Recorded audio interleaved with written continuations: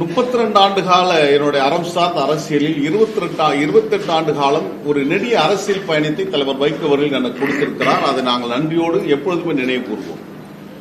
என்னுடைய அரசியல் என்பது, என்னுடைய முகவரி என்பது தலைவர் வைகோ என்பதை நான் இப்பொழுதும் சொல்வேன், எப்பொழுதும் சொல்வேன். எப்பொழுது அவருடைய மகனை அரசியல் கொண்டு வந்தாரோ அப்பொழுது குடும்பத்துடைய நெருக்கடி ஏற்பட்டதின் காரணமாக என்னை அலட்சியப்படுத்துவது, அவமானப்படுத்துவது, விலக்கி வைப்பது என்று தொடர்ச்சியாக நடந்து கொண்டு வந்தது.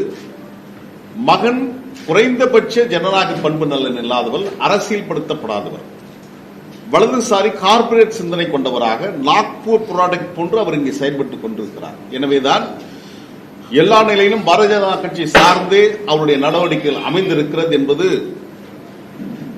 அனைவரும் பார்த்த ஒன்றாகத்தான் இருக்கிறது.